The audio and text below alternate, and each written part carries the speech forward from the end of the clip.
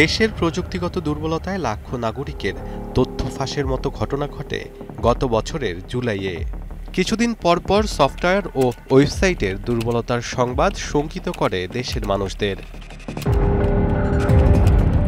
অন্যদিকে দেশে বসে অ্যাপ কিংবা সফটওয়্যার বানিয়ে বিদেশে সেবা দিচ্ছেন অনেকেই, আবার কেউ কেউ ঘরে বসে কাজ করছেন বিদেশি সফটওয়্যার কোম্পানিতে।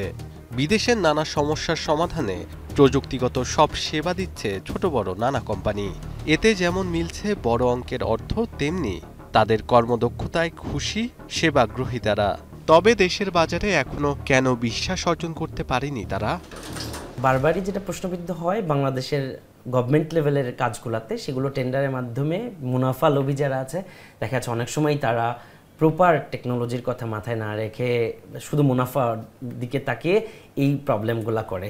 তো সেক্ষেত্রে তাদেরও আরও বেশি সদয় এবং সচেতন থাকা উচিত, কারণ তাদের এই বদনামের ভাগিদার কিন্তু পুরা সফটওয়্যার ইন্ডাস্ট্রিকে বহন করতে হয় এবং বিদেশে আমাদের মান কিন্তু ক্ষুণ্ণ হয়। এই জায়গাগুলোতে কিন্তু কম্পিটিটিভ। যদি আমরা প্রপারলি সুন্দর কাজ দিতে না পারি তাহলে কিন্তু আমরা পরবর্তী কাজ পাই না।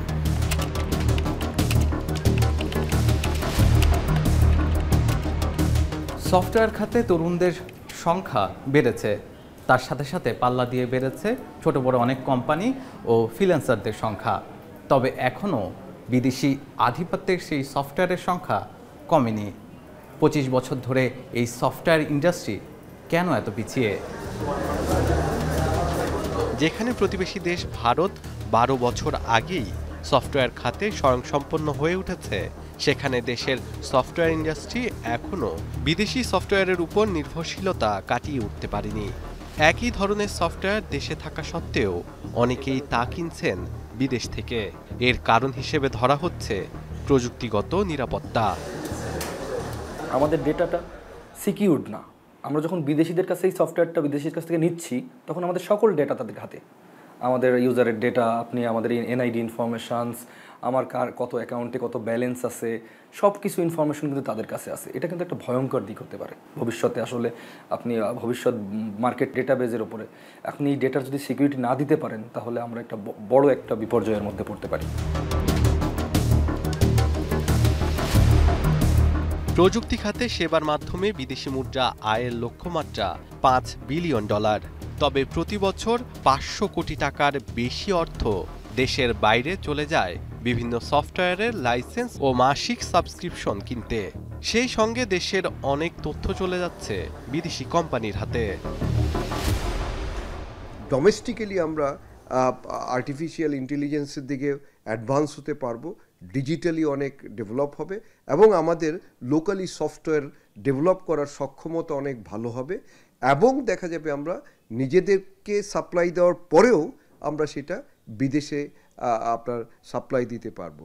আরেকটা বড় নেগেটিভ পার্ট হলো এই সফটওয়্যার রিলেটেড আমরা বিশাল একটা অ্যামাউন্ট ফরেন কারেন্সিতে কিন্তু বিদেশে চলে যাচ্ছে। 1997-এর পর থেকে ধীরে ধীরে এগিয়ে চলা সফটওয়্যার খাত এখনো অনেক বাধার সম্মুখীন হচ্ছে। বাধা কাটিয়ে উঠে এই খাত হয়ে উঠবে পোশাক শিল্পের মতো রপ্তানির আরেকটি বড় খাত। এই সেক্টরগুলোতে বিদেশিদের এখনও দখলে আছে, তাদের সফটওয়্যারের চাহিদা এখনও তাদের কাছে বেশি।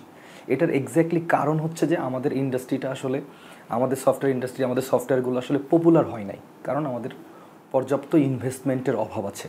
আমাদের সফটওয়্যারটা পরিচিত করতে পারে নাই মার্কেটে। আসলে আমাদের সফটওয়্যারটা কীভাবে কাজ করতেছে, আমরা কিভাবে সিকিউরিটি দিচ্ছি, এই বিশ্বাস বা এই ভরসাটাই আসলে আমাদের উপরে এই ইন্ডাস্ট্রিগুলো আমাদের উপর করতে পারছে না। বছরে সরকারি ও বেসরকারি মাধ্যমে প্রযুক্তি খাতে প্রশিক্ষণ নেয় প্রায় 30,000-এর বেশি তরুণ। সেখান থেকে কেউ কেউ ফ্রিল্যান্সিং করে হচ্ছেন আত্মনির্ভরশীল। বেসিসের তথ্য মতে প্রযুক্তি সেবা খাতে 5,000-এর বেশি ক্ষুদ্র উদ্যোক্তা। সব মিলিয়ে বছরে প্রায় 1,000 কোটি টাকার মুনাফা করে। এখন যারা শিখতে আসে তারা কিন্তু অনেক বেশি ফোকাসড এবং তারা কিন্তু ওই টার্গেটটা নিয়ে আসে যে আমি এই ইন্ডাস্ট্রিতে কাজ করব এবং ভালো করব, এবং সেখানে কিন্তু ইয়াং জেনারেশনের লোকদের পরিমাণ কিন্তু অনেক বেশি। আমরা প্রায় 70,000-এর অধিক স্টুডেন্টদেরকে কিন্তু আমরা এই আইটি সেক্টরে তাদের ক্যারিয়ার গড়ার ক্ষেত্রে তাদেরকে আমরা হেল্প করেছি, তাদেরকে আমরা শিখিয়েছি, এবং এখান থেকে কিন্তু প্রায় 20,000-এর মতন এমপ্লয়ি আছে যারা এখন ওয়ার্কফোর্স হিসেবে কাজ করতেছে। আমাদের অনেক বড় বড় কোম্পানি আছে যাদের ভ্যালুয়েশন প্রায় 2-3 কোটি টাকারও উপরে, এবং তারা কিন্তু বেশ বড় ম্যানফোর্স নিয়ে কাজ করতেছে। 100-200 এমপ্লয়ি আছে, এরকম কোম্পানিও কিন্তু আমাদের স্টুডেন্টরা তৈরি করে ফেলেছে। বিদেশি প্রযুক্তি থেকে সরে এসে বাড়াতে হবে দেশীয় প্রযুক্তির ব্যবহার। এতে কমবে খরচ, দেশের অর্থ থাকবে দেশেই, চাঙ্গা হবে দেশের অর্থনীতি, এমনটাই আশা বিশ্লেষকদের। শাহাদাত অভ্র, এখন, ঢাকা। ওয়ালটন ফ্রিজ কিনে অনেকের মতো আপনিও হয়ে যেতে পারেন মিলেনিয়াল। সেরা পণ্যের সেরা অফার।